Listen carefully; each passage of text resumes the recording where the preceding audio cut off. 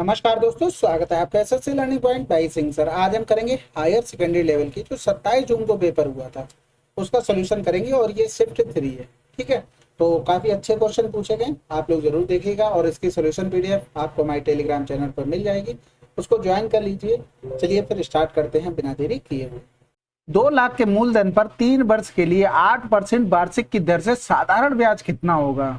तो देखो नीचे ऑप्शन में कहीं सेम लिखे हैं कोई भी नंबर, यानी कि ऐसे लिखा हो 36,000, 3600, 36 लाख ऐसे लिखे हैं, जीरो की कोई वैल्यू नहीं ना।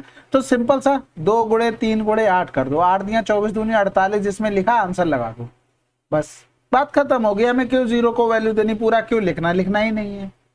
मोहन एक मेज को 800 के एमआरपी पर 10% की छूट पर खरीदता है, वह इसे 900 में बेचता है, तो लाभ परसेंटेज बताइए। देखो 800 की चीज थी, उसने खरीदा है 90% पे क्योंकि 10% की छूट दे दी और 900 में बेच दिया। कुछ नहीं, सिंपल सा रेशियो बना लो बस। तो 2 चौकू 8 हो गया, 2 पंजे 10 हो गया, यानी कि प्रॉफिट कितने का लिया, 1 रुपए का। किस पर, 4 पर, गुणा कर दो 100, तो आंसर आ गया हमारा 25%।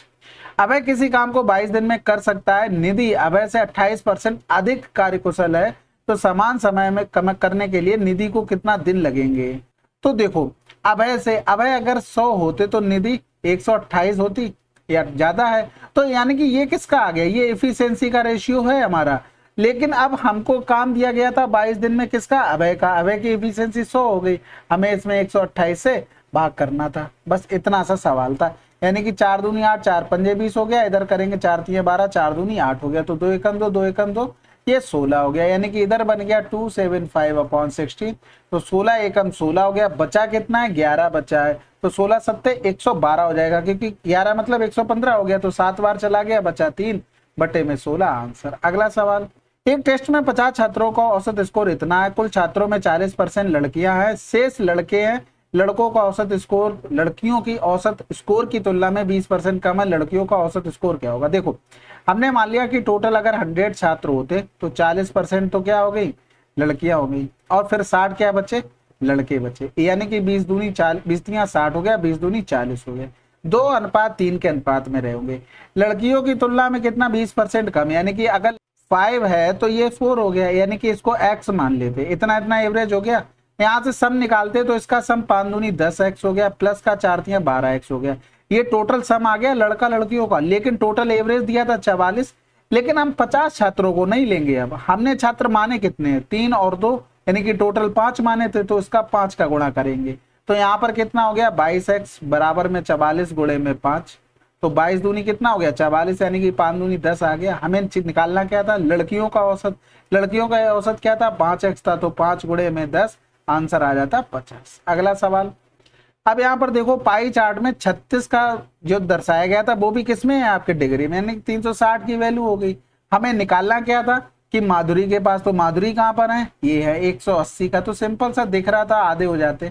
ठीक है, तो आंसर आ गया हमारा 18। अगला सवाल, ए और बी के अनुक्रमानुपाती हैं, जब ए बराबर इतना तो बी बराबर इतना, तो बी बराबर 126 होने पर ए का मान क्या होगा? देखो अनुक्रमानुपाती बोला कोई दिक्कत नहीं, अगर वो व्युत्क्रमानुपाती बोलता तब दिक्कत होती। तो यहाँ पर 91 बराबर दे दिया था, कितना, 52, तो हमसे 126 बराबर पूछा था, तो 13 चौकू 52, 13 सत्ते 91, गुणा कर दो 126 का, 7 एकम 7 हो गया, 7 अट्ठे 56, 18 चौक 72 हो गया।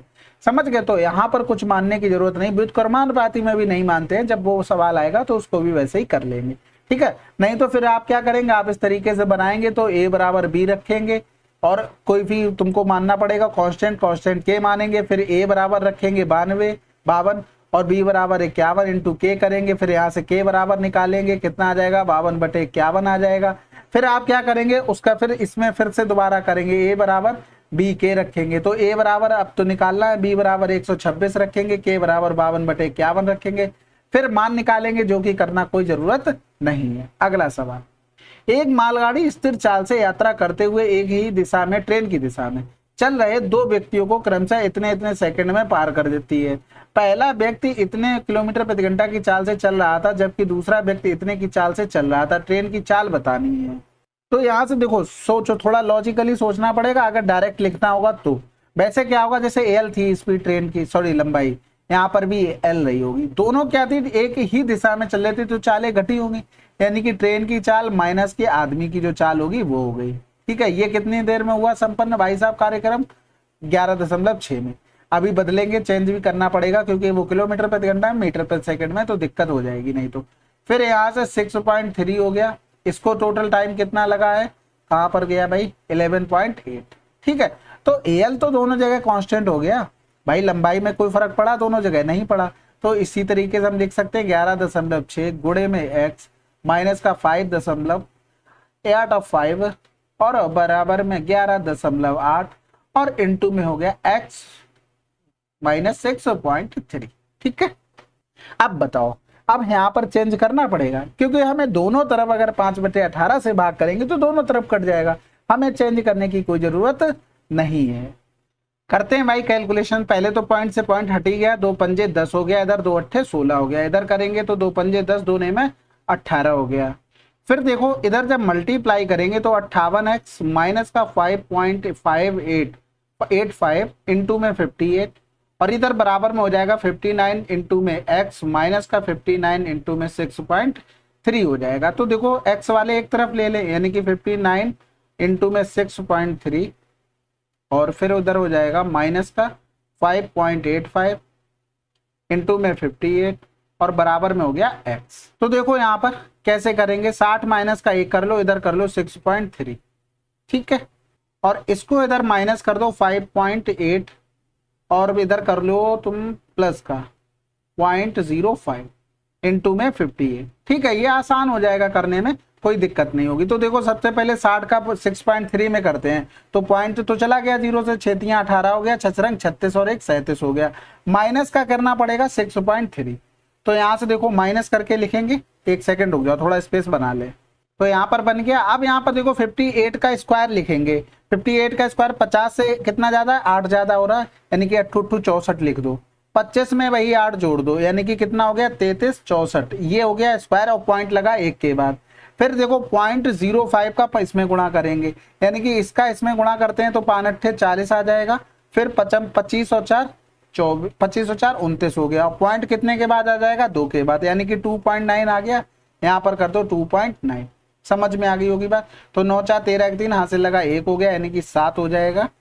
कुछ गलत कर दिया क्या, नहीं सही है। ठीक है, तो ये 7 2 9 हो जाएगा, यहाँ पर हो जाएगा 3, यहाँ पर 3, यानी कि 333.9 हो गया।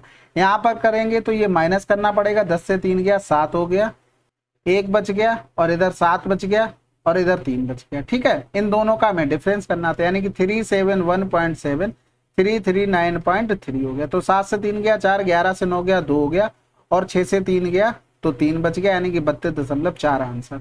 अब यहाँ पर थोड़ा बच भी सकते थे, कैसे बच सकते थे, आपको थोड़ा सा क्या करना था, एक जगह कैलकुलेशन करनी थी, बस आपका आंसर आ जाना था। किसमें करना था, केवल 5.85 इंटू में 58 का गुणा करना था, बस इतना कर लेते आपका काम खत्म हो जाता। कैसे करते, देखो ये पीछे से एक तरफ एक दूसरे को फॉलो करते हैं, जैसे 8 पन्ने 40 किया, 40 की 0 हासिल लगा 4 हो गया।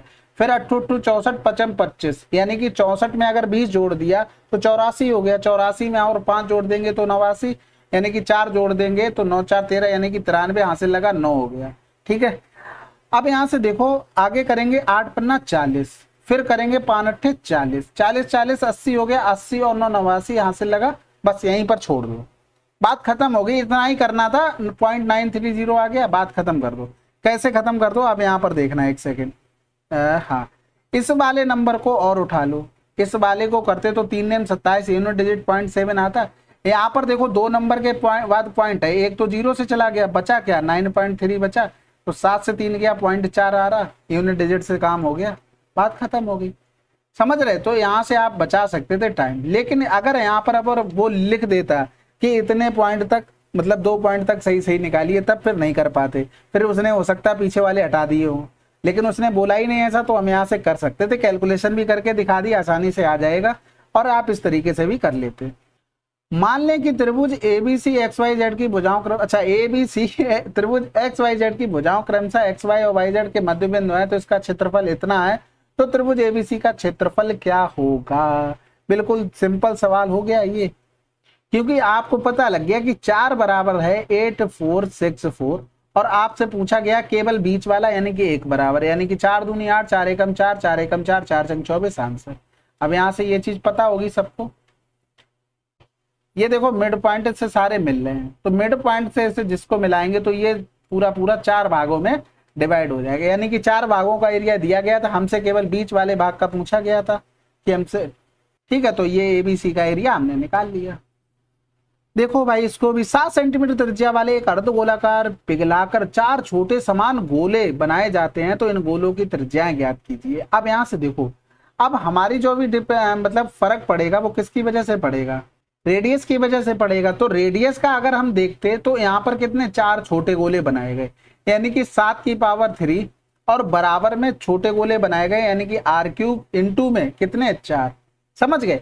अब यहाँ पर एक चीज और देखो, वो कह रहा था अर्धगोले में, अर्धगोले में हमें क्या पता है कि बटे में क्या हो जाती है, चीजें आधी हो जाती हैं, तो आधा करना था। तो यहाँ पर करेंगे तो 7 की पावर 3 और इधर हो गया 2 की पावर 3 बराबर r की पावर 3, तो 7/2 ये हो गया r, तो r बराबर कितना हो गया 3.5 आंसर। अगला सवाल, यदि किसी भिन्न के अंश में 12% की वृद्धि की जाती है और उसके हर में 8% की कमी की जाती है, तो इससे एक नया भिन्न 16.17 प्राप्त होता है, तो मूल भिन्न ज्ञात कीजिए। तो देखो मूल भिन्न अगर देखो 16/17 दिया गया, जैसा हर में बोला उसने तो वो उसकी कर दो, उस किसमें आप कर दो सीधा सीधा अंश में, अगर अंश का बोला तो उसको कर दो सीधा हर में। तो अंश में 12% की वृद्धि बोली तो उसको यहाँ पर लिख दो, और हर में 8% की कमी बोली सीधा यहाँ पर लिख दो, बात खत्म हो गई, आपका सवाल हो गया। 16 सत्ते 112 हो गया, ठीक है। तो आंसर आ गया 92/17 सत्ते 119। और हमने कैसे किया, बेसिक से ही किया भाई। देखो अगर हम लिखते तो A/B भिन्न रही होगी, यहाँ पर 112 लिखते, और बटे में क्या करते हैं हम, इंटू में 8% की कमी 92%, बराबर क्या लिखते 16/17 लिखते, परसेंटेज से परसेंटेज कैंसिल। तो इस चीज को आप इस तरीके से बनाओ ना भाई, जल्दी हो जाएगी, पेपर में टाइम बचेगा। 20% दूध वाले 36 लीटर विलेन को 10% दूध वाले 48 लीटर विलेन में मिलाया जाता है, तो परिणामी विलेन में दूध की प्रतिशतता क्या है। तो कुल मिलाकर वो हमसे एवरेज में काम कर रहा था। अब यहाँ पर देखो 36 दिया था और आपका 48 दिया था, अगर इनका रेशियो बनाते तो 12 3 36 12 चौक 48, 3 में क्या था 20% था, ठीक है, और यहाँ पर कितना हो गया 4 में 10% था। अब हमसे परिणामी में दूध का पूछा है, तो यहाँ पर कुछ भी मान लो, हमने मान लिया बीच का 15 इतना रहा होगा, तो ये 15 से कितना ज्यादा है, प्लस का 5 ज्यादा है, ठीक है। तो 3 लोगों में, 1 लोगों में 5 तो 3 में 15 ज्यादा हो गया। यहाँ पर देखो ये 1 लोगों में 5 कम हो रहा है, तो 4 लोगों में 20 कम हो जाएगा। तो यहाँ पर देखो अगर डिफरेंस करेंगे तो माइनस का 5 आ जाएगा। अब एक चीज देखो, आंसर तो देखो तुम्हें पता लग गया कि माइनस में आ रहा तो 15 से कम आएगा, तो ये तो कैंसिल आउट हो गया। अब ये जो माइनस का 5 आया है वो प्रत्येक में बटेगा, तभी तो एवरेज निकल पाएगा। तो लोग कितने थे हमारे पास, लोग मान लो या फिर जो भी मिश्रण है वो मान लो 7 थे, 7 में डिवाइड कर दो। अब 5/7 आया है, तो 15 से अगर 5/7 घटाओगे तो आप कहाँ पे पहुंचोगे, ज्यादा ज्यादा 14 के समथिंग पहुंच जाओगे, बस इससे ज्यादा तो नहीं पहुंचोगे ना। तो ये भी आंसर चला गया, ये भी, आप यहाँ से आंसर लगा दो। पूरा करना चाहते हो तब भी कर सकते हो, यहाँ पर सीधा पॉइंट लगाओगे 0.7 आ जाएगा, 0.7 माइनस कर दो पॉइंट का 7, तो 15 था, तो 15 से पूरा एक कम किया 14, और 10 से 7 गया 3, यानी कि समथिंग आंसर हमारा आ जाएगा। एक बैंक में 84,000 की राशि 15% के साधारण ब्याज की दर से 3 वर्ष की अवधि के लिए जमा की जाती है, कितना साधारण ब्याज प्राप्त होगा। अब यहाँ पर देखो ऑप्शन आपको कैसे दिख रहे, अच्छे दिख रहे, शानदार सुशील दिख रहे, बात खत्म हो गई। यहाँ पर 84 × 15 गुणे में 3 कर दो बस।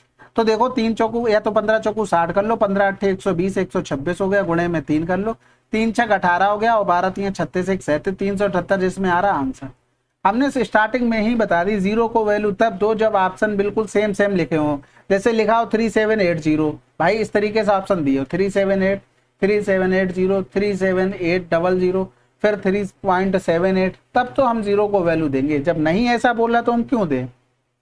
अब कह रहा था कि इसके अनुसार समूह ए में समूह बी की तुलना में कितने अधिक छात्र थे, तो समूह ए की तुलना में, तो समूह ए कहां पर है भाई, ये लिखा हुआ, ठीक है। लाल, हरा, नारंगी या गुलाबी रंग से एक को पसंदीदा रंग के रूप में चुनते हैं, जबकि बी के छात्र अन्य चारों रंगों में से किसी को भी अपना पसंदीदा रंग के रूप में चुनते हैं। तो देखो ए वाले कौन से हैं, लाल है, और फिर हरा है, और फिर नारंगी है, और फिर यहाँ पर या तो गुलाबी है, ठीक है। उसके अलावा जो बचे हुए वो बी के हैं। तो ए के हमें लिखना पड़ेगा कितने कितने दे रहा है वो यहाँ पर।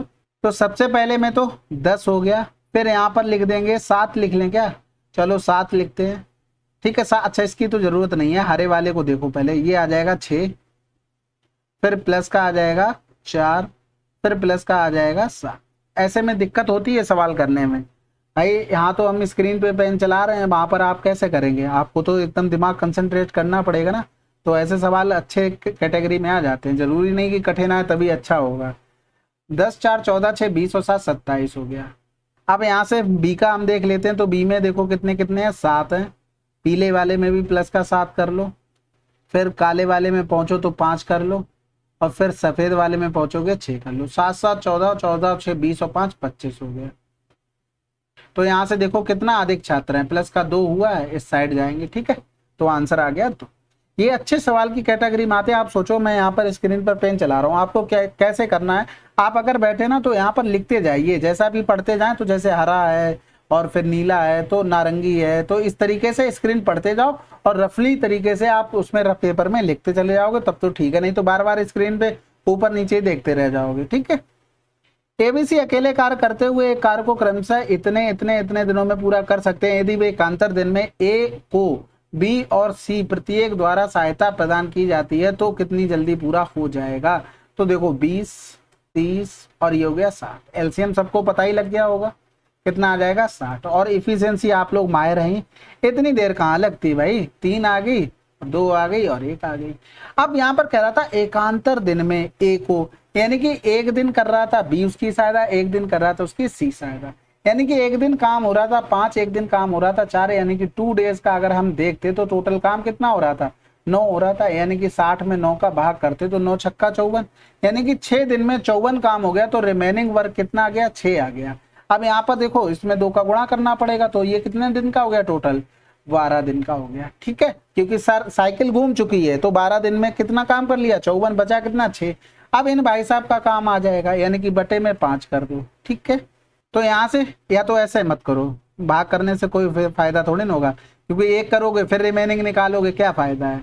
यानी कि सीधा से एक दिन मान लो, एक दिन के लिए वो आए भाई साहब ए प्लस बी, उन्होंने 5 काम किया तो काम बचा कितना, 1 काम बच गया और 1 दिन काम कर लिया, यानी कि टोटल दिन कितने हो गए, 13। अब ये काम कौन करेगा, 1/4 एफिशिएंसी से ए प्लस सी कर देगा, यानी कि टोटल जोड़ेंगे तो कितना आ जाएगा, 13 प्लस का 1/4, यानी कि आंसर आ जाएगा 53/4। अगला सवाल, राहुल की उम्र और उसके पुत्र अमन की उम्र का अनुपात इतना है, उनकी उम्रों का गुणनफल इतना है, तो 4 वर्ष बाद उनकी उम्रों का योग कितना होगा। तो देखो बिल्कुल आसान है भैया, 9x² बराबर कितना दे दिया, 144, तो x बराबर कितना हो गया, 4 आ गया। ठीक है, तो यहाँ से देखो 9 लिखेंगे, 9 चौक 36 और ये हो गया 4। इनको अगर यहाँ पर जोड़ लेते तो ये 40 हो गया। अब कितना कह रहा था, 4 वर्ष बाद, यानी कि दोनों के 4 4 जोड़े होंगे, तो इसमें 8 जोड़ दो, आंसर आ गया 48। अगला सवाल, तो यहाँ से देखो सिंपल है, ये तो tan a बराबर दिया था 3/4, तो ये कितना हो गया, 5 हो गया। तो देखो कॉस बराबर क्या होता है, आधार बटे कर्ड होता है, यानी कि 4 चौको 16/25। साइन क्या होता है, लंब बटे आपका कर्ड हो जाता है। ठीक है, तो यहाँ पर बचा कितना, 7/25 आंसर। अगला सवाल, मोहन इतने को एक निश्चित संख्या से विभाजित करता है, यदि उसे भागफल और शेषफल को क्रमशः 102 और 65 प्राप्त होते तो भाजक क्या है। तो देखो अगर फार्मूला याद है तब तो ठीक है, नहीं याद है तो देखो इस तरीके से ये पूछा गया और डिवाइड कितने को किया, 18935। ठीक है, ये यही चीज इतनी बार लिख लो तो आपको प्रैक्टिस हो जाएगी, आपको ये फार्मूला लिखने की जरूरत नहीं पड़ेगी, इतनी बढ़िया प्रैक्टिस हो जाएगी कि आप भी कहेंगे वाह क्या बात है। समझ रहे हो ना विनोद। तो देखो कहने का मतलब है 102 गुणे में x प्लस का 65 बराबर में हो जाएगा 18935। तो यहां से देखो 102x बराबर में 65 घटाएंगे तो 0 हो गया, 13 से 6 गया 7 हो गया, 8 हो गया, 8 हो गया, 1 हो गया। तो यहाँ से 17 छक्का 102, 17 एकम 17, 17 एकम 17, ये हो गया। तो x बराबर यहाँ से लिखेंगे तो 6 एकम 6, 6 दूनी 12 तो ज्यादा हो जाएगा, 5 बच गया, 6 अट्ठे 48, 6 पंजे 30 आंसर। अगला सवाल, ये तो बताओ इससे आसान सवाल आ सकता था क्या आपके लिए। तो देखो लिखा हुआ है 52 का स्क्वायर माइनस 48 का स्क्वायर, यानी कि दोनों को जोड़ दें एक बार घटा दें, क्योंकि फार्मूला लिखा है a² माइनस b² का। तो 8 2 10 की 0 हाथ से लगा, 1 हो गया, 6 4 10 हो गया और डिफरेंस 4 का, तो आंसर कितना आ गया 400। कौन सी संख्या 4 से विभाज्य नहीं है। तो सबसे पहले लास्ट के 2 नंबर देखने पड़ते थे, तो देख लो भैया ये तो है डिवाइड 4 से, ये भी 4 से डिवाइड है, ये भी 4 से दे तो दिख ही रहा है, यहाँ पर 4 दूनी 8, 14 बचेगा जो कि डिवाइड नहीं है। एबीसी में पी और क्यू क्रमशः AB और AC के मध्य बिंदु हैं। चलो बनाते ही चलें साथ साथ। A और ये हो गया B, ये हो गया C, और इस पर बिंदु है P और ये Q। ठीक है, वो भी मध्य बिंदु है, ये चीज ध्यान रखना। ये बहुत बड़ी बात बोल दी उसने, फिर सोचो बाद में क्या हुआ। फिर कह रहा था R रेखाखंड PQ पर एक ऐसा बिंदु है, चलो PQ पर एक है R, तो ये PR यानी कि ये 1 हो गया, ये 4 हो गया। यदि PR 5 है, यानी कि इसको बोल दिया उसने 5 है, तो ये कितना हो जाएगा, 5 को 20 हो जाएगा, यानी कि टोटल कितना हो गया, ये टोटल हो गया 25। अब उसने जैसे ही बोल दिया कि मध्य बिंदु है, तो ये सिमिलरिटी का काम करेगा। ठीक है, तो ये देखो ये 1 हो गई, तो ये भुजा पूरी कितनी हो गई, 2 हो गई, क्योंकि मध्य बिंदु बोला।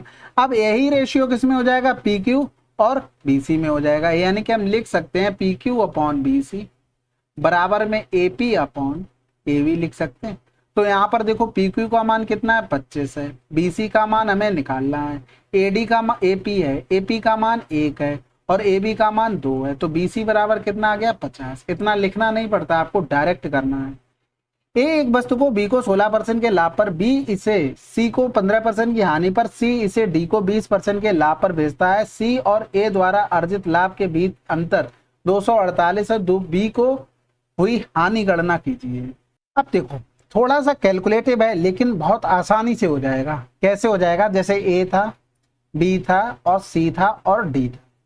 A ने क्या किया, 16% के लाभ पर भेज दिया, तो A का लाभ कितना हो गया, 16 हो गया, किसका, A का प्रॉफिट। ठीक है, अब इसने B ने क्या किया, C को भेज दिया 15% की हानि पर, यानी कि ये कितने को हो गया, 85% की चीज इसने खरीदी।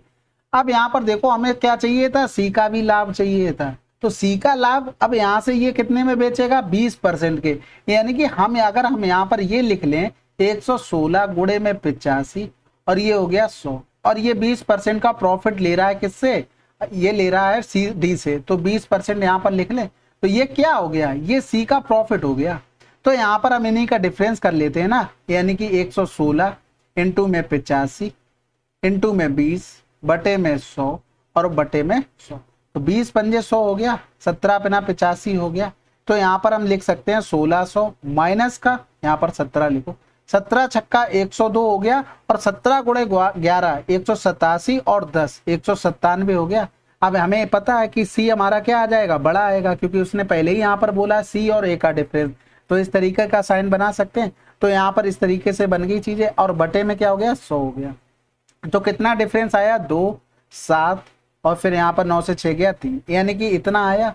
यानी कि अब हम एक चीज यहाँ से समझ गए कि जो हमें वैल्यू दी गई थी, वो दी गई थी 372 अपॉन में 100 बराबर में हो गया हमारा 24। और B को हानि निकालनी थी, तो B की हानि कितनी हो जाएगी भाई, इतना तो उसने हानि करके बेच दिया, तो B का लॉस होगा, तो B का लॉस कितना होगा, 116 का कितना परसेंट, 15%, ये हमें मान निकालना था। तो देखो 116 गुणे का 15 बटे में 100 हो गया, तो 100 से 100 यहीं पर काट दो, कोई बात नहीं है, 248 अपॉन में 372 और ऊपर चलाया जाएगा 116 इंटू में 15 हो गया। तो यहाँ से काट लेते हैं, 4 नेम 36 हो गया, 4 तिया 12 हो जाएगा, 4 चंग 24 हो गया, 4 दूनी 8 हो गया, और फिर यहाँ से काट लेंगे, ये 3 एकम 3 31 और ये हो गया, यानी कि 3 कर लो, यहाँ पर 3 कर लो, ये 2 बार चला जाएगा, यहाँ से 3 पंजे 15 हो गया, 5 दूनी 10, यानी कि 1160 हमारा आंसर आ जाए। ठीक है, तो आप समझ गए होंगे कि ये चीजें क्या हो रही हैं, थोड़ी सी मेहनत करने की जरूरत थी, लेकिन हाँ अगर आप पूरा कैलकुलेशन करेंगे तब फिर दिक्कत आ जाएगी। तो इतना ना करो, आप सीधा ये निकालो, फिर उसके बाद इसको सॉल्व करो, यहाँ से इसको लेके जाओ, बात खत्म। दो स्थानों के बीच की दूरी 1200 किलोमीटर है। इस दूरी को तय करने के लिए एक व्यक्ति x दूसरे व्यक्ति y से 5 घंटे कम लेता है, जिसकी औसत गति x की तुलना में 40 किलोमीटर कम है। यात्रा को पूरा करने के लिए y के द्वारा लिया गया समय कितना है। तो देखो इसको 2 तरीके हैं, या तो आप बेसिक से ही पूरा बनाओ, या तो आप ऑप्शन का सहारा लो। तो देखो सबसे पहले बेसिक देख लो, पहले तो डिस्टेंस निकाल लो, उसके बाद x की तुलना में 40 किलोमीटर प्रति घंटा कम है, a यानी कि y और ये x हो गया। तो अगर मान लो इसकी a है तो y की a माइनस का 40 होगा, यही तो होगा। फिर हम क्या करते हैं 1200 बटे ए माइनस का 40, ठीक है, और फिर यहाँ पर करते हैं कितना 1200 बटे ए, ठीक है, और बराबर दिया गया था हमको 5। अब यहाँ से क्या करोगे, क्वाड्रेटिक बनाओगे, इसके अलावा कोई ऑप्शन बचा नहीं बचा। अब यहाँ से क्या हो सकता था, आप अगर होशियारी थोड़ी सी दिखाते तो यहाँ से अगर ना जाके हम क्या करते, हम ऑप्शन का सहारा ले लेते। ऑप्शन का सहारा ले लो भाई, देखो हमें स्पीड निकालनी किसकी, बाई का, क्योंकि हमें बाई का समय दिया गया ऑप्शन में, तभी तो हम निकाल पाएंगे। तो हम बाई के लिए ऐसा टाइम लेंगे जिसमें क्या हो 1200 से पूरा भाग चला जाए। तो देखो 1200 तो डिस्टेंस हो गया। अब यहाँ पर अगर बाइक की स्पीड निकालेंगे तो एक चीज समझो, 16 से भाग करेंगे तो 16 छक्का 96, 16 सत्ते 112, 16 से तो भाग चला जाएगा।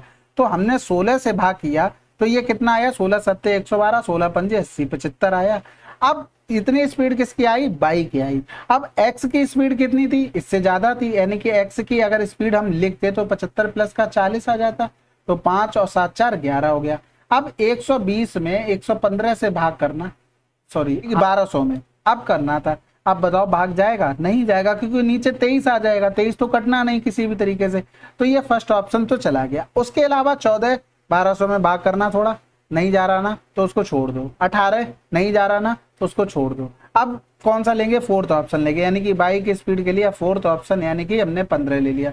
तो 15 8 120 हो गया। तो एक्स की स्पीड क्या हो गई, 120 हो जाएगी, ठीक है। तो यहाँ पर देखो 120 हो गई, यानी कि अब 1200 में हम 120 का भाग करेंगे तो कितनी बार जाएगा, 10 बार जाएगा। यहाँ पर कितने 10 घंटे, ऑप्शन में 15 घंटे, यानी कि 15 और 10 का डिफरेंस कितना है, 5 घंटे है। सेटिस्फाइड हो गया, आंसर लगा दो। क्वाड्रेटिक बनाने की जरूरत नहीं, बहुत लंबा प्रोसेस होगा। यदि कंपनी डब्ल्यू के उत्पादन का k% कंपनी जेड के उत्पादन के बराबर है तो के बराबर होगा। देखो कंपनी डब्ल्यू का उत्पादन कितना है, 1600 का k%, जेड के उत्पादन, तो जेड कंपनी ये है, इसका उत्पादन कितना है 2400। तो यहाँ से देखो 0 से 0 चला गया, फिर करेंगे तो 16 एकम 16, 16 पंजे 80, तो के बराबर कितना आ गया 150। अगला सवाल, चांदी की एक पूजा की थाली के सेट को 10,000 के अंकित मूल्य पर 10% और 5% की क्रमिक छूट के साथ बेचता है। भुगतान नकद किए जाने पर अतिरिक्त 5% की छूट दी जाती है। नकद भुगतान वस्तु का विक्रय मूल्य क्या होगा। देखो यहाँ पर ऑप्शन आपने देखे, कहीं पर सेम लिखा है, नहीं लिखा ना तो बात खत्म हो गई। यहाँ पर देखो 10% की छूट दे दी, 10% की छूट मतलब 90, 5% की छूट मतलब 95, इसका मतलब हो गया 95, बात खत्म हो गई। अब इसका स्क्वायर निकालना आसान है, 5 का स्क्वायर 25 लिख दो, इसमें एक ज्यादा का गुणा कर दो, यानी कि 10 का गुणा 90 हो गया स्क्वायर। इसमें कर दो किसका 90 का गुणा, 9 पन्ना 45, 9 दूनी 18, 18 और 4 22 हो गया, 9 ने 81, आपका आंसर आ गया। ठीक है, अब जरूरी नहीं है इसको आप इस तरीके से लिखें, फिर आप छूट दें इसको 90%, फिर लिखे 95%, तो इसमें टाइम जा रहा है। इजी इसमें कुछ भाई, देखो ये भी आसान है, 2 जीरो आप यहाँ से ऐसे काट देंगे, 4 जीरो, 1 जीरो यहाँ से चला जाएगा, और ये 1 पॉइंट बचा है तो वो आ जाएगा। लेकिन इतनी जरूरत कहाँ है, ऑप्शन अगर वो सेम लिख के देते हम भैया पूरा विधिवत करेंगे जीरो को, और मतलब पूजा भी कर देंगे। उसने चांदी की पूजा की थाली तो ऊपर दे ही रखी है, हम उसमें रख के आरती वगैरह लगा के पूजा कर देंगे, लेकिन जरूरत नहीं तो फिर क्यों करना है भाई, छोड़ो मौज करो ऐसे ही यार। यदि एक दुकानदार एक कैलकुलेटर को इतने के अंकित मूल्य पर 7% प्रत्येक की 2 क्रमिक छूट देता है तो कैलकुलेटर का विक्रय मूल्य क्या होगा। अब यहाँ से देखो वही बात आ गई, ऑप्शन आपने देख लिए, हमें क्या करना था 5 लिखे, 7% की 2 छूट दे रहा है, या तो आप ऐसे ही लिख लो 7% की, या तो आप जैसे मैंने बताया था वैसे कर लो, 93 गुणे 93 कर लो। ठीक है, तो यहाँ से 3 त्रिका 9 हो गया, 9 तियां 27, 9 तियां 27 दूनी 54 की 4 हाथ से लगा 5 हो गया, 9 में 81, 81 और 5 कितना हो गया 86 हो गया, गुणे 5 कर दो, 5 ने 45 हो गया, 5 को 20 और 4 24 हो गया, 4 5 एक ही में लिखा था तो आंसर लगा देते जिसमें आ रहा, बात खत्म। ठीक है, अब हमने 93 का गुणा ऐसे नहीं कर दिया, हमने ऐसे किया 3 त्रिका 9, फिर 9 तियां 27, 9 तियां 27 दूनी 54 की 4 हाथ से लगा 5, 9 ने 81 और 5 86, तो इस पर वर्क करोगे आपका भी आ जाएगा, उसमें कोई दिक्कत नहीं। अगर आप इसमें क्या कर सकते हो, तो और जैसे 7% की छूट दी गई क्रमिक, तो आप इसमें फार्मूला लगा के आप एकल छूट निकाल सकते हो, तो 7 7 14 माइनस का 7 7 49 हो जाता है। तो वहां से जाने की अपेक्षा ये भी आसान है, इससे कर लो। समझ रहे हो ना बात को मैं क्या कहना चाह रहा हूँ। ये देखो मैंने किया है यहाँ पर इस तरीके से 93 बटे में 100 और 93 बटे में 100, इसका सोल्यूशन कर लिया। या तो आप क्या करेंगे 7 प्लस का 7 माइनस का 7 गुणे 7 बटे 100, तो यहाँ पर कितना हो गया 7 7 14 माइनस का 0.49 हो गया, तो 14 से 1 गया तो 13 बचा, और फिर 100 से 49 जाएगा 51 हो गया। यानी कि इतनी परसेंट की हमें छूट देनी पड़ेगी, यानी कि 500 पर 13.51 की छूट दे दी, यानी कि 100 में से पूरे 14 की छूट दे दी, तो कितना बचा 86 बचा, और 100 में से 51 चला गया 49 आ गया, यानी कि इतने परसेंट की छूट देगी। इसका काट दो तो 5 ने 45 हो गया, ये देखो 8649 आया, यही यहाँ पर आया था। तो आप समझ लो आपको किस तरीके से करना है।